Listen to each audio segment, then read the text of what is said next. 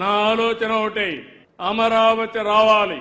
ప్రతి ఒక్కరూ ఈ రాష్ట్రంలో ఎక్కడికి పోయినా మీ రాజధాని ఏదంటే నా రాజధాని నా అమరావతి అని చెప్పే పరిస్థితి రావాలి.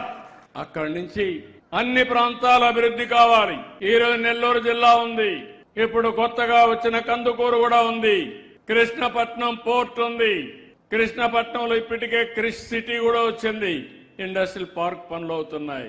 రామాయంపట్నం వచ్చింది, రామాయంపట్నంలో బీపీసీఎల్ 95,000 కోట్ల రూపాయలు ఖర్చు పెట్టి పెద్ద రిఫైనరీ పెడుతున్నారు.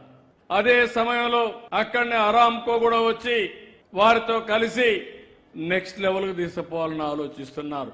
అదే మాదిరిగా ఏదైతే ఎప్పటి నుంచో చెప్పాను ఎయిర్పోర్ట్, తప్పకుండా కావలి పక్కన ఏదైతే మన దగదర్తి ఎయిర్పోర్ట్ తొందరలోనే ప్రారంభించి వీలైనంత తొందరలో పూర్తి చేస్తాం.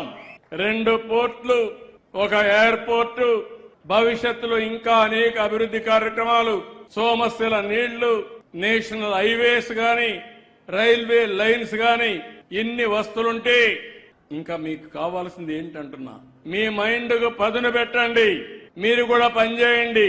నేను ఒకటే ఆలోచిస్తున్నాను, ఈ 3 ప్రాంతాలకి 2 జిల్లాలకి వస్తే తిరుపతి ఒక స్పిరిచువల్ సెంటర్ గా ఉంది, శ్రీ సిటీ ఇక్కడే ఉంది. రేపు కూడా ఎల్జీ 5,000 కోట్ల రూపాయలు ఖర్చు పెట్టి ఒక 10,000 మంది ఉద్యోగాలు కూడా క్రియేట్ చేసే పరిస్థితికి వస్తున్నారు. ఇప్పటికే చాలా ఇండస్ట్రీస్ వచ్చాయి, ఇంకా పరిశ్రమలు వస్తాయి. ఇంకో పక్క రాయలసీమ ఉంది, గ్రీన్ ఎనర్జీ హబ్ గా తయారవుతుంది, హైటెక్ ఇండస్ట్రీస్ వస్తాయి, విశాఖపట్నంలో స్టీల్ వస్తుంది.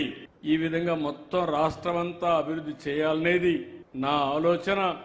ఇప్పుడే రామనారాయణ గారు చెప్పినట్టు ఇక్కడే సోమశిల ఉంది గాని మీ నియోజకవర్గంలో ఉంది కానీ మీ నియోజకవర్గానికి నీళ్లు రావడం లేదు. ఆ నీళ్లు ఇచ్చే బాధ్యత ఈ ప్రభుత్వానిదని మరొక్కసారి మీ అందరికీ హామీ ఇస్తున్నాను.